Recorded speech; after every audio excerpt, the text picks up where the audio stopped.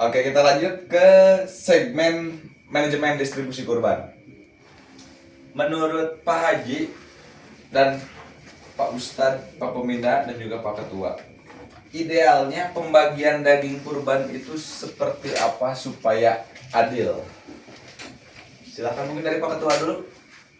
Baik, kalau di kami gitu ya di sana, kalau untuk pembagian kurban, ini yang utama kita di lokasi dulu ya, diutamakan di tempat kita menyembelih. Jangan sampai istilahnya kita ketika beres nyembelih kurban, dagingnya itu langsung dibagi-bagi sekian satu os ibaratnya, hanya mementingkan keluar biar semuanya kebagian kebagian. Gitu. Kenapa? Karena dikhawatirkan begini, dalam satu keluarga itu ada ayah, ibu, anak 3, berarti ada 5 orang aja. Ini kebagian daging kurban saos, berarti salah mau dibikin sate itu orang gitu ya. Sementara yang namanya kurban kan, jangankan yang kurban, yang tidak berkurban pun begitu luar biasa mempersiapkannya. Pasti arang-arang memang tempat pembakaran meuli tusuk sate meuli gitu. Nah, ketika datang daging kurban ternyata saos. Panitia ini malah mementingkan keluar gitu ya. Nah, lebih baik usahakan cukupkan dulu di daerahnya. Gitu. Kalau memang sudah terpenuhi, baru silahkan keluar. Jangan sekarang mementingkan keluar bola, udah pengen terlihat, oh Perum ini banyak yang ngasih daging kurban. Sementara yang di Perumnya sendiri ternyata kebagian sedikit. Ulah sohor tapi tekor teh. Nah, eta. Yang mungkin ditambahan semuanya. Silakan Pak Pembina. Mungkin saya langsung saja ke Pak Haji. Saya tidak akan menambahkan untuk ini biar mempercepat ini apa ya bahasan mungkin Pak Haji. Silahkan saja. Silakan. Iya, sama jawaban saya sudah dijawab oleh beliau. Berarti sama ya? Sama. Oke. Kita makan seperti itu. Kita singkatkan saja. Menurut narasumber, budaya kurban di Indonesia ini sudah bagus atau belum? Singkat saja silakan, Pak Pembina. Kalau disebut sudah bagus dan apalagi berbicara Indonesia, rasanya kalau saya jawab bagus dan tidak, itu bukan kapasitas saya kayaknya gitu ya. Kalau berbicara Indonesia nih, saya tidak bisa menjawab itu dengan jelas gitu ya, karena takutnya nanti malah apa namanya salah juga gitu. Karena berbicara Indonesia Bahaya, bukan netizen kapasitas bahaya. saya di situ. Oke. Apa? Oh, saya bagi saya kira udah terjawab. Oh, Pak Haji mungkin ada Kalau tambahan. berbicara proses mungkin tidak bisa menjawab ya. Oke. Karena itu tergantung dari daerah-daerah masing-masing. Masing-masing, ya. Cuman kalau pengadaan kurbannya gaung dari pemerintah pengadaan, berkurban, nah itu mungkin bisa angkat jempol bagus lah. Gitu. Budayanya bagus, Budayanya bagus. semangatnya bagus. Semangatnya luar biasa Indonesia. Tepuk tangan dulu dong buat warga Indonesia. Mungkin dari Pak Haji ada tambahan? Ini bagus belum sih budaya kurban Indonesia ini yang Pak Haji tahu? Luar biasa. Karena kita lihat dari penjualan sapi kita setiap tahun tuh penambahan. Nah itu. Luar biasa. Itu setiap 7 hari, min 7 hari itu kadang-kadang sudah kurang dari stok. Bahkan sekarang ini di Goroka masih kurang stok. Iya, kurang stok. Yang berat sekitar 320, di bawah 350 ke bawah. Bisa masih kurang stok. Dan insya Allah besok pagi sudah masuk ke kandang. Itu luar biasa kalau untuk korban hampir setiap tahun itu ada peningkatan. Bahkan ketika COVID itu bagus loh, yang korban itu bagus. Ya, hanya distribusi dari wilayah lain, dari beda provinsi hanya perizinannya itu yang diperketat. Itu bagus. Ketika COVID semua itu yang korban banyak. Ya luar biasa. Berarti kalau untuk budaya itu di Indonesia menurut Pak Haji sudah luar biasa, Pak ya? Luar biasa. Kita ke dua pertanyaan terakhir. Sepertinya ini sudah mulai asem. Kita ke dua pertanyaan terakhir kepada narasumber kita yang luar biasa ini. Yang pertama, apa pesan penting soal kurban yang ingin disampaikan ke generasi muda? Silakan mungkin dari Pak Haji dulu. Pesan Iya. penting. Pesan penting untuk generasi muda, satu, ketika akan memilih hewan kurban itu harus cukup teliti, diutamakan sehat. Itu utamakan sehat. Bagaimana ketika melihat sapi itu sehat. Contohnya sapi itu gampang. Kalau cacingan itu pasti bulunya apa? Itu bulu-bulu itu tuh berdiri, itu kelihatan itu sapi cacingan. Nah, kita utamakan untuk awalnya itu harus sehat. Dengan sapi sehat, daging pasti bagus. Itu dari saya. Dari Pak Pembina, pesan penting soal kurban untuk generasi muda. Untuk kurban itu, ketika berbicara kurban, tidak hanya berbicara tentang uang, tapi kemauan. Karena tidak sedikit orang yang banyak uangnya tidak mampu untuk melaksanakan kurban. Justru malah sebaliknya. Justru orang yang dianggap kondisinya menengah ke bawah atau bahkan di bawah sekalipun, banyak orang yang bisa untuk melaksanakan kurban. Jadi gak usah berkecil hati untuk generasi muda, misal yang mungkin relatif dalam ekonominya belum stabil. Pada dasarnya lagi-lagi bukan urusan soal uang, tapi ada kemauan. Itu yang pertama. Yang kedua, untuk bagaimana cara memilih hewan kurban yang baik dan lain sebagainya. Kalau memang belum mampu untuk memahami seperti yang tadi Pak Haji disampaikan, karena itu tentu saja butuh keahlian, maka konsepnya serahkan kepada ahlinya supaya kurban kita betul-betul sah menurut aturan. Jadi untuk berkurban tidak mesti lagi harus mencari sendiri hewan kurban, cukup serahkan kepada ahlinya. Mungkin itu sih. Pesan untuk generasi muda ya. Pesan generasi muda, ketua. Generasi muda merupakan penerus perjuangan para orang tua, khususnya kami ini mungkin ya, karena kami juga tidak akan terus muda gitu, pasti ujung-ujungnya tetap juga nanti gitu kan ya. Maka itu penting, ini harus ada penerus gitu ya untuk pemuda. Nah, maka dari sini, dari kurban, yuk kita belajar untuk bukan hanya mengenal diri sendiri, tapi juga mengenal orang banyak gitu ya. Karena dari kurban kita belajar kepedulian, dari kurban kita belajar gotong royong gitu. Maka bagusnya untuk pemuda, jangan ketika ada kurban kita bagian kolot. Yuk kita ambil bagian, yuk kita ambil andil ketika kegiatan ini. Kenapa? Karena kalian itu merupakan penerus-penerus para orang tua ini. Maka harus ingat akan 5L kan gitu ya. Learning to know, belajar untuk tahu. Learning to how, belajar untuk bagaimana sih kan gitu. Itu bisa terlaksana kurban gitu ya. Learning to do, belajar untuk melakukan gitu kan ya. Learning to learn, belajar untuk belajar. Dan learning to life, belajar untuk hidup. Ya, baik, intinya jangan takut untuk belajar, berani untuk belajar, ikut andil dari setiap kegiatan keagamaan kita. Mungkin alhamdulillah obrolan kita malam hari ini sudah cukup dengan obrolan yang luar biasa banget. Kita dan juga netizen mungkin khususnya nih Pak Pembina, Pak Ketua, Pak Haji izin kita juga sahabat-sahabat netizen yang ada di rumah bisa belajar bahwa ternyata kurban itu bukan cuma masalah menyembelih hewan, tapi juga tentang keikhlasan. Yang pertama, kepedulian sosial adab terhadap hewan, dan juga bagaimana dengan sesama secara baik dan benar. Mudah-mudahan apa yang dibahas hal ini bisa jadi ilmu bermanfaat, khususnya buat teman-teman netizen, untuk saya juga, dan juga para mustami'in yang hadir. Ini tepuk tangan dulu dong mustami'in. Terima kasih juga untuk narasumber yang sudah hadir berbagi ilmu bersama kita hari ini. Dan buat teman-teman yang ingin menanyakan pertanyaan, kita kasih berapa pertanyaan? 2 pertanyaan mungkin ya, 2 pertanyaan. Silakan, ada yang ingin. Saya mau bertanya Pak. Tadi dibahas tentang memperlakukan hewan dengan baik, gitu ya. Jadi itu contoh kasus hewan yang stres.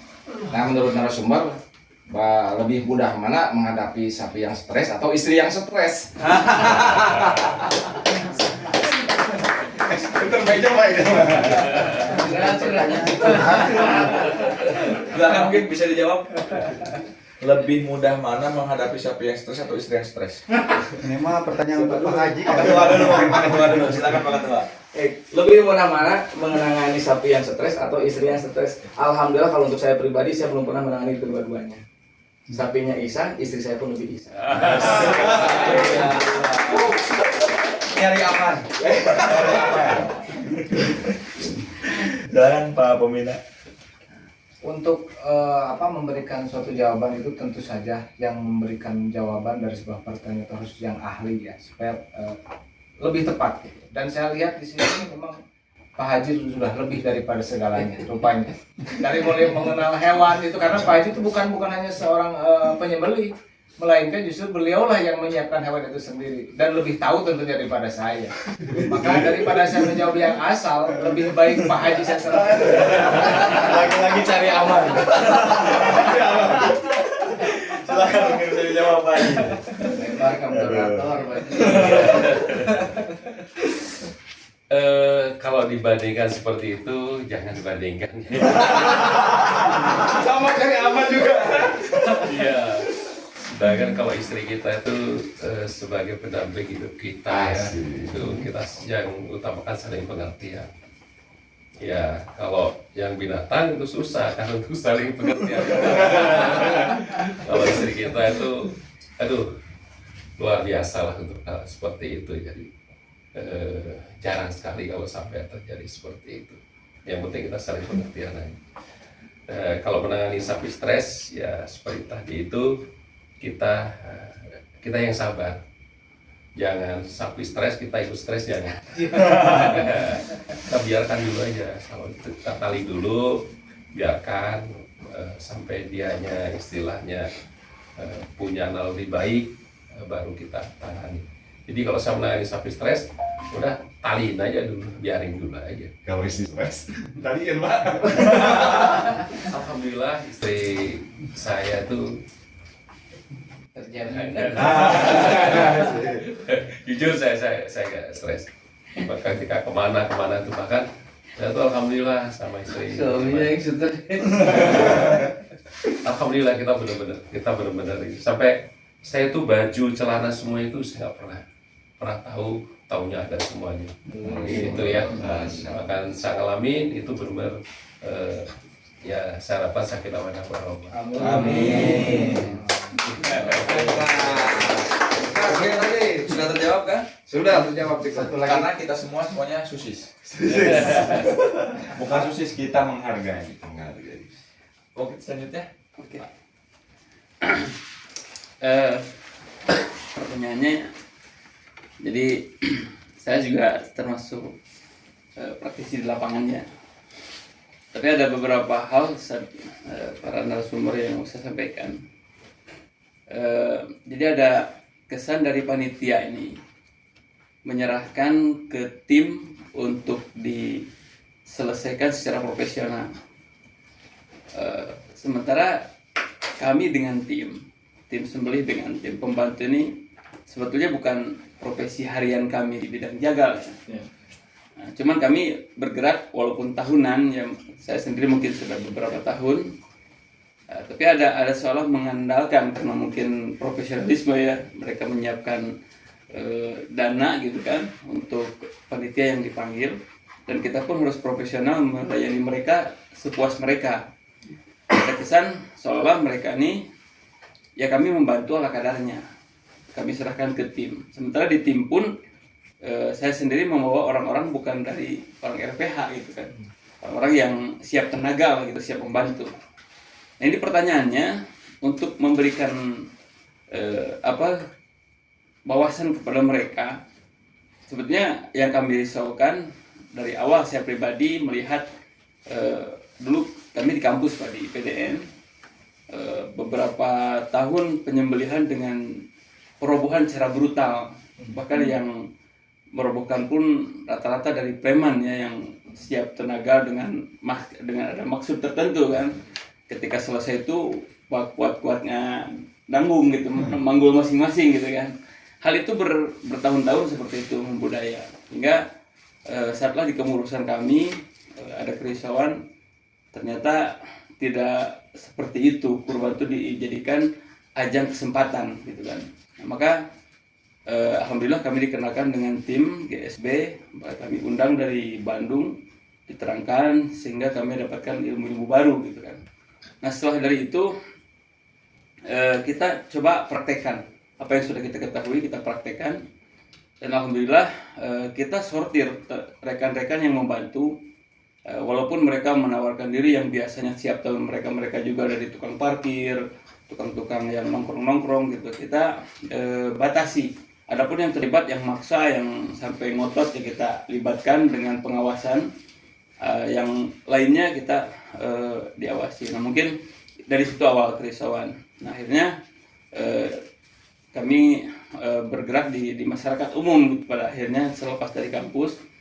Nah ini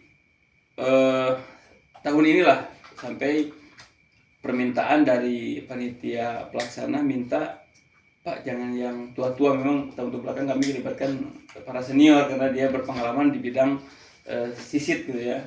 Nah sekarang minta yang muda-muda karena ada beberapa hal yang tidak tertangani orang tua, misalnya kadut gitu kan, atau pas sisit diminta cepat gitu, masih ini belum ditangani sudah sembelih yang ini gitu kan. Akhirnya waktu semakin melorot gitu kan, hingga dia mintanya dulu selesai kadang sampai jam 1 jam 2 gitu. Nah kami merasa kebingungan. Saya pribadi, bukan artinya ketakutan tidak dipakai lagi ya gitu, cuman menyadarkan mereka ini ya kami harus terbuka gitu. Dan di rekan-rekan pun ada rasa seperti dihantui rasa tidak pantas gitu. Kami ini bukan RPH gitu, bukan tukang jagal profesional, membantu. Nah ingin mengklirkan dari sangka panitia seolah-olah kita ini profesional, padahal kita hanya membantu tahunan. Tapi dengan teknik, kita membantu dengan teknik, dengan ilmu kan yang kita dapatkan, bukan sembarangan tadi sembelih, merobohkan, bahkan sampai membantunya pun ya dengan kita yang sudah siap tenaga profesional lah. Ketika disiapkan dana ya kita otomatis oke lah dengan itu. Nah itu aja mungkin Ustaz pertanyaannya para narasumber, bagaimana untuk menginformasikan lah, sharing di bidang ya itu aja mungkin dari polemik ini yang terjadi dan kami sebagai praktisi. Boleh dijawab mungkin Pak. Karena saya mah belum pernah mengalami hal demikian, jadi belum bisa menjawab untuk itu. Karena saya untuk kurban biasanya di tempat sendiri. Tahun ini mungkin diminta bantuan untuk membantu menyembelih di masjid yang lain. Jadi belum ada pengalaman lah di bidang itu. Mungkin Ustaz Alan yang bisa. Mungkin kalau saya pribadi, memang kalau untuk di luar ya bukan sering lah ya, tapi adalah itu kita udah beberapa tahun kita memang melayani karena memang ada permintaan. Tapi itu mungkin bisa dibicarakan itu sebelum pelaksanaan. Makanya kami setiap dipinta untuk ikut membantu dalam proses penyembelihan, kami itu tidak hanya pas hari H saja untuk bertemu dengan para panitia, melainkan kami memang jauh sebelum itu kami komunikasi dengan intens, bahkan memang kami agendakan untuk ngumpul gitu. Jadi tidak hanya sekedar kita bertemu tuh pas hari H, atau misalkan kita bicaranya hanya tentang misal panitia membutuhkan bantuan dari tim penyembelih, lalu penyembelih menyiapkan tim dan sebagainya. Kalau saya pribadi pengalaman sih tidak hanya sampai di situ. Bahkan termasuk kami mendampingi dan membina para panitia juga untuk betul-betul ikut terlibat di situ dalam proses kegiatan. Sehingga dengan sendirinya mereka pun sambil belajar dan memahami. Dan yang terpenting lagi memang dari awal akadnya harus jelas gitu. Akadnya harus jelas, jangan sampai ketika hanya permintaannya, tuntutannya profesional, tapi kewajibannya tidak profesional. Jadi jangan sampai seperti itu. Kalau berbicara profesional, beda lagi kalau judulnya ya kerja bakti atau gotong royong, itu kan lain lagi ceritanya. Dan yang paling penting ya tadi mungkin ada keterbukaan dari kedua belah pihak. Dan insya Allah dengan terbuka itu justru mereka bukan meninggalkan kita, justru mereka semakin ini ya percaya dengan segala keterbukaan kita, dan insya Allah akan menerima gitu, insya Allah akan menerima baik kelebihan ataupun kekurangan kita, karena memang dari awal kita tidak menyembunyikan sesuatu gitu dalam hal di situ. Memang murni kita niatnya syiar membantu gitu, selebihnya kita kembalikan lagi. Dan dengan konsep seperti itu alhamdulillah saya juga sudah mungkin dengan beberapa DKM saya sudah berjalan kerjasama itu kurang lebih di 3 tahunan kayaknya kalau tidak salah. Karena memang DKM tersebut dari awal kebetulan tahun kedua saya ikut terlibat di situ dan sampai saat ini alhamdulillah tetap berjalan gitu. Mungkin itu kalau saya pribadi. Alhamdulillah terjawab. Izin bener. Boleh. Silakan. Ya. Bismillahirrahmanirrahim. Menanggapi bagian pertanyaan terakhir ya dari Abi. Pertama bahwa saya itu membedakan antara juru sembelih dengan jagal RPH. Jagal RPH itu profesi pekerjaan, sedangkan juru sembelih hewan kurban dalam POPS itu amaliyah para nabi, amaliyah para sahabat yang nilainya adalah ibadah. Kalau sudut pandangnya itu, maka juru sembelih terutama JSNU ini adalah amaliyah ibadah tahunan yang memang spirit untuk melayani umat itu harus di nomor satukan, sehingga mungkin ya sebagai masukan ke Pak Ketua, kita membutuhkan satu program pelayanan sesuai dengan kemampuan kita. Di masyarakat biasanya ada yang membutuhkan hanya sampai sembelih, tapi juga ada sisir sampai cacah besar. Nah kalau di kita itu di JSNU itu ada paket-paket yang disebutkan yang tadi, dengan terus terbimbing dan terlatih, maka bisa meningkatkan pelayanan gitu ya. Dan sekaligus juga tadi seperti disampaikan oleh Ustaz Dahlan itu syiar dari program NU itu sendiri gitu. Kalau ini berlanjut maka akan kemudian memberikan edukasi kepada para panitia ya, terutama bagian dari penyembelihan sampai sisir besar. Berikutnya tentu sharing-sharing sampai ke pendistribusian ya. Karena jangkauan JSNU Ranca Ekek mungkin wilayahnya Ranca Ekek.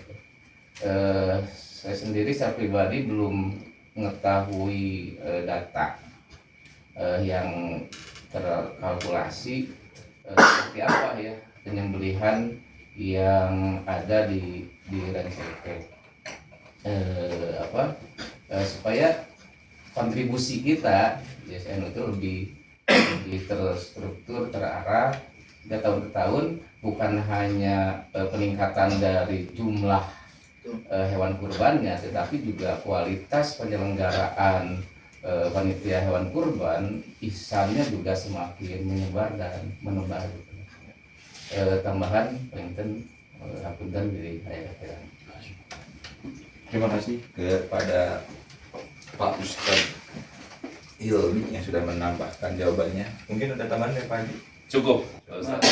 Bagus, semangat tangan Bapak Ustaz. Sudah terjawab. Alhamdulillah. Alhamdulillah pokoknya sudah terjawab ya. Tidak ada lagi yang penasaran. Mungkin untuk sahabat-sahabat sekalian yang bertanya bisa nanti saja langsung ikut ke JSNU atau bergabung atau mungkin ada adminnya ya. Ini yang hadir di sini pernah nyembelih domba semuanya. Pernah nyebut, masya Allah. Tepuk tangan dulu dong. Jangan lupa gabung JSNU. Atau ada pertanyaan boleh? Dari santri mana? Kan secara ijmali atau umum kita melihat dari terusnya dari Indonesia itu kan banyak yang ekah ini. Oke. Ekahnya teh di waktu misalkan balita. Sedangkan ada seorang nenek-nenek dia teh belum ekah tapi dia ingin kurban. Nah itu teh gimana Pak? Atau ekah dulu atau kurban dulu? Pertanyaannya ada yang belum ekah tapi udah nenek-nenek gitu. Apa ekah dulu apa kurban dulu gitu? Silakan dijawab. Bapak Ketua atau Bapak Ketua atau Pak Haji silakan berunding siapa dulu? Kalau untuk Vicky sih lebih pasnya lebih enak. Kira mau dijawab. Kalau saya simpel sebenarnya, kapan waktunya? Kalau Eka kan bisa kapan saja, Iya. tapi kalau kurban hanya satu waktu. Begitu. Kalau memang waktunya pas waktu kurban ya kurban aja dulu. Kalau simpelnya saya seperti itu. Tapi ketika waktu ekah di luar waktu Idul Adha kan nggak bisa kurban. Gitu kan ya. Nah, itu kalau untuk bab fikihnya mungkin Pak Bunda lebih. Baik, sedikit menambahkan, mungkin hukum akikah itu kan hukum asalnya itu sunat, dan memang itu yang disunatkan itu bagi orang tua. Apabila mempunyai seorang anak, disunahkan di usia yang ke-7 hari itu melaksanakan akikah. Apabila tidak mampu di 7 hari, maka di 14 hari. Apabila tidak di 14 hari, di 21 hari. Apabila tidak di 40 hari. Apabila 40 hari masih belum mampu, itu berlanjut sampai usia balik. Sunnah ke orang tua itu ya. Nah, setelah balik, maka status hukumnya itu ke individunya masing-masing dengan status hukumnya mubah. Mau ekah silahkan, mau enggak juga silahkan. Tapi kan pada dasarnya kita itu pingin kan gitu. Kalau dulu orang tua belum diakikahkan gitu misalnya. Nah, aina abi mau ngaekah nyarira boleh atau tidak? Boleh. Nah, pertanyaan yang tadi, ketika memang keinginan itu muncul pas hari raya Idul Kurban misal gitu.